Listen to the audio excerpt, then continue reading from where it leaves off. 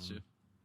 But along came Doris Wishman, who is a New York City girl with a little bit of experience in acting and distribution and producing based on some family members who were in the industry. And she was made a very young widow around this time in 1960. I can't remember the exact year, but her husband died of a heart attack basically at 31, and they had only been married for like 6 months. And she basically said she got into film to kind of like fill the void of that loss, that she liked it as a hobby, and she liked being creative and having an outlet for some of these feelings that she had. So she started borrowing money from friends and family, and she eventually got $10K to shoot a nudist film, which was a very specific subgenre of sexploitation, literally about the nudist movement in the 60s and like nudist camps and communities. Like I almost think of like imagine like a character from like the Mad Men era or something like that, but they got really into just like as a political project, just like being naked on their lawns. Like that's literally. So she did one film, or I think one of her first films, called Hideout in the Sun, which is about two bank robbing brothers, like straight out of an on the run noir, needing to lie low after doing a heist that goes wrong, and choosing by accident to hide out in a Florida nudist like camp or commune for a little while. And the whole movie is them like discover themselves. Yeah, literally. They discover the joys of love and freedom of expression and how much more fun being a nudist is than being killed over money. And it's so cool because I've just never seen such a pure bare bones like exploitation premise like that mined for something that was like pretty genuinely sweet. Like, yes, it has all the cynical topless women are in the background of half the film, but like the movie is actually interested in the nudist community. And, you know, she would go on to make a ton of films in that genre.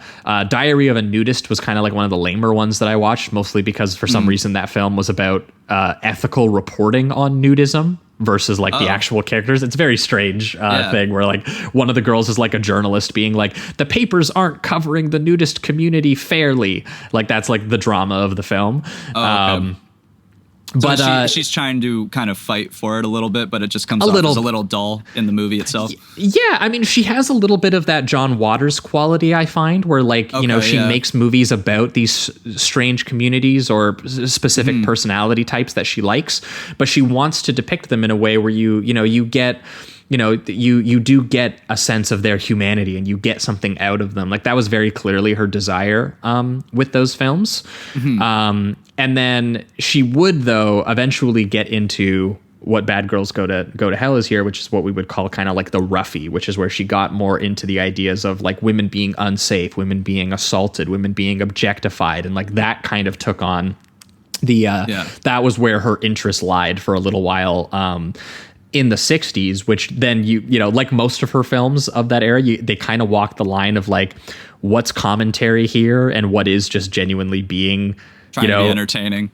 Or because that's just it, is like the contractual obligation is that she needs to make a perverted film that leers at the women and the guys get to jerk off to. But then she goes and has her raped like 5 times, and you're just kind of like, well, I guess that's not what I like. I imagine people that would mostly go to these kind of things and watch these films were going probably for the entertainment mostly. And to see something like this would be, you'd really be thrown back probably. Yeah. Well, so a lot of the men found it too confrontational and they were like, this just isn't, I just don't like this. And then anyone who would reclaim it from like a feminist perspective would be like, well, it still has all the disgusting shit in it. Like that contradicts the commentary that she's trying to make, you know? Yeah. So like the way that they filmed the female form and stuff, which I think like at times is definitely lovingly, but then of course there's an exploitation factor to it. It's inevitable and it just happens. But she does kind of have a mix of the two, I find.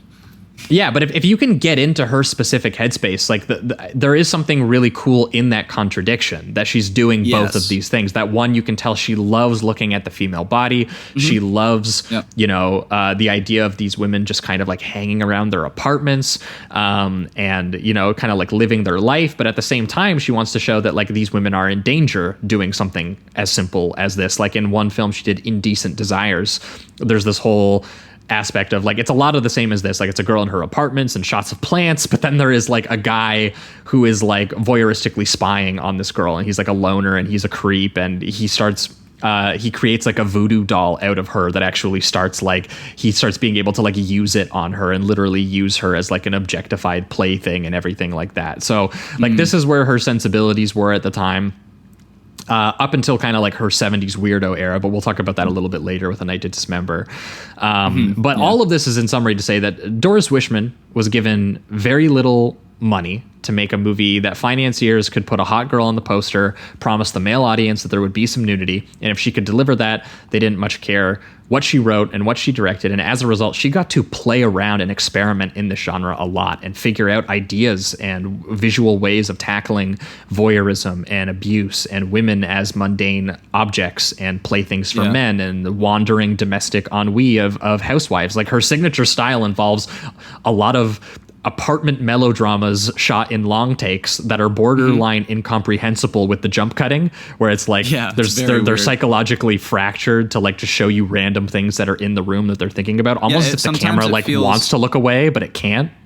Yeah, sometimes it feels like you get the gist of the conversations that they're having, but it almost feels like you're missing every once in a while a couple sentences before they go on to the next one, and the way that it's edited is very it can be jarring a little bit. This one I found sometimes she wouldn't composed. even shoot mouths and just dub in post like what she wanted the story to be, because she wanted the freedom to just move the camera so much all the time. Yeah, and she does a lot of that. Like I love this bedroom sequence in the beginning where it's just showing them in bed, and she just kind of has the camera wandering around them. Like it's not still. She seems to be walking around.